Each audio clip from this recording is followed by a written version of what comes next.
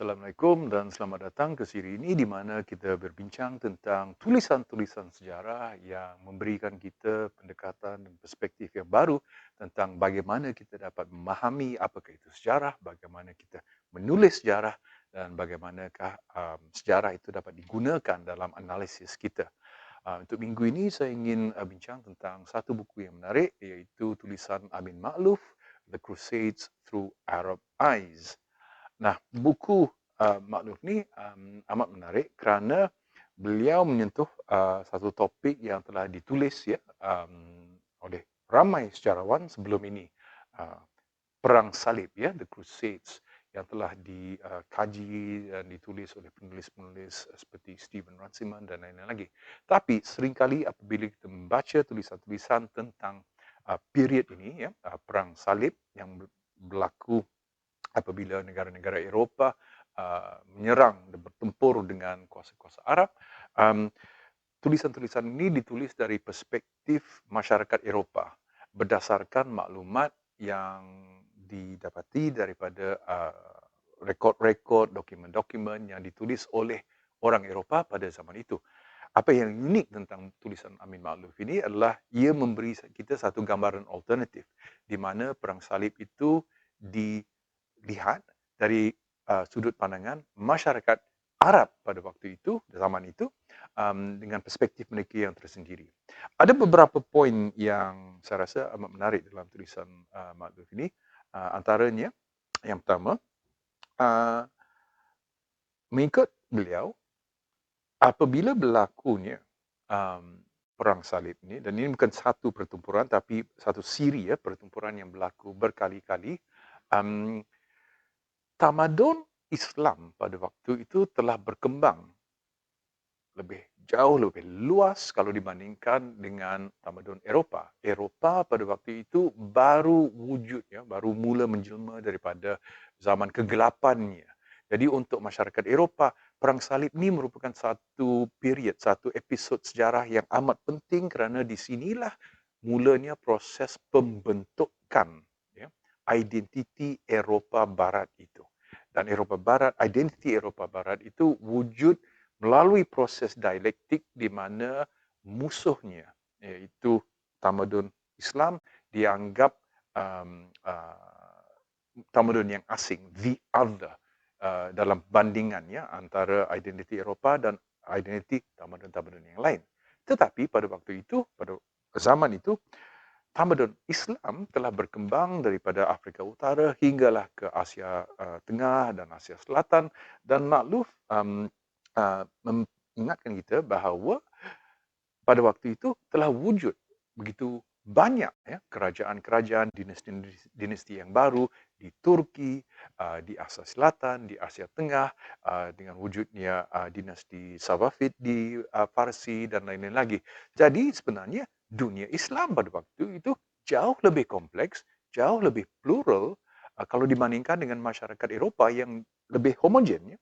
Kerana satu faktor yang menyatu padukan masyarakat Eropah adalah bangsa mereka dan agama mereka. Walhal tamadun Islam pada waktu itu telah menjadi satu tamadun yang bersifat multicultural dengan wujudnya kerajaan-kerajaan Turki, Farsi, India dan lain-lain lagi. Itu satu faktor yang penting yang ditekankan oleh Amin Maalouf dalam tulisannya.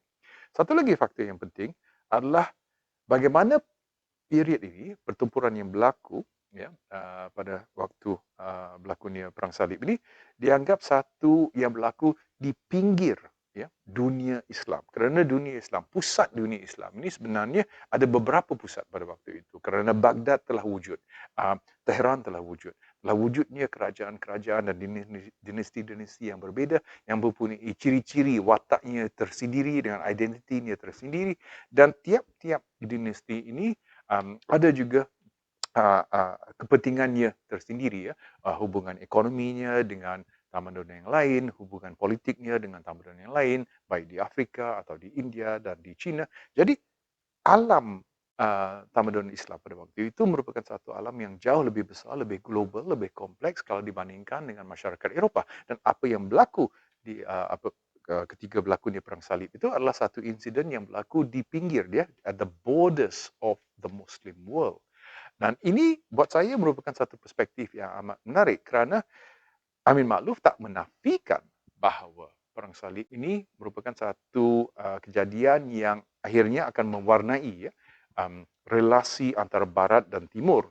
Tetapi apa yang ditekankan oleh ini adalah um, karakter, ciri-ciri plural dan kompleks yang wujud dalam masyarakat Muslim pada waktu itu yang jauh lebih moden, lebih progresif kalau dibandingkan dengan masyarakat Eropah. Kenapakah tulisan ini penting? Saya rasa tulisan ini penting kerana ia mengingatkan kita bahawa apabila kita menulis sejarah ya, tentang apa-apa kejadian, katalah Perang Dunia Pertama atau Perang Dunia Kedua atau sejarah kolonisasi, um, kejadian-kejadian ini melibatkan beberapa aktor. Ya. Baik dalam kes-kes pertempuran, peperangan atau kolonisasi, ada banyak aktor yang terlibat. Jadi untuk menulis sejarah yang lebih lengkap, yang lebih menyeluruh, yang lebih komprehensif, kita perlu mempertimbangkan perspektif-perspektif yang berbeza. Dan di sinilah tulisan Amin Makruf, saya rasa, telah membuat satu sumbangan yang amat penting dalam proses penulisan sejarah yang lengkap dan komprehensif begini.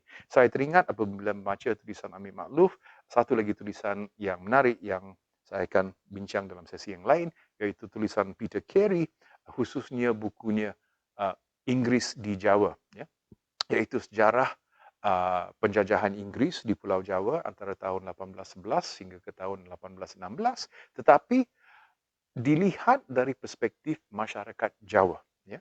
Berdasarkan sumber-sumber maklumat, hikayat-hikayat, tulisan-tulisan Jawa, di mana kedatangan Inggris itu diberi satu tafsiran yang agak berbeza kalau dibandingkan dengan sejarah resmi yang ditulis oleh Inggris yang menjajah Jawa.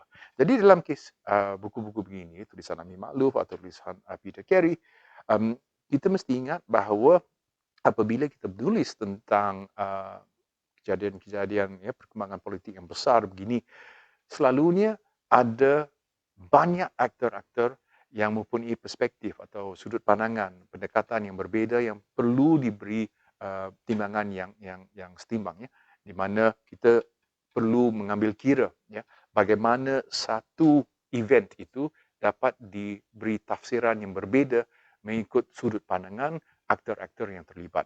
Oleh kerana itulah saya menganggap tulisan Amin Makruf ini masih relevan buat kita yang hidup di dalam konteks dunia yang global zaman ini, di mana masih berlaku begitu banyak konflik, konflik politik, konflik peradaban, budaya dan lain-lain lagi. Dan saya rasa Amin Makruf telah membuat satu sumbangan yang penting, khususnya dalam bidang sejarah, penulisan sejarah, kerana ia memperingatkan kita bahawa apabila kita membuat analisis begini, kita perlu mengambil pendekatan atau perspektif yang luas, seluas yang mungkin.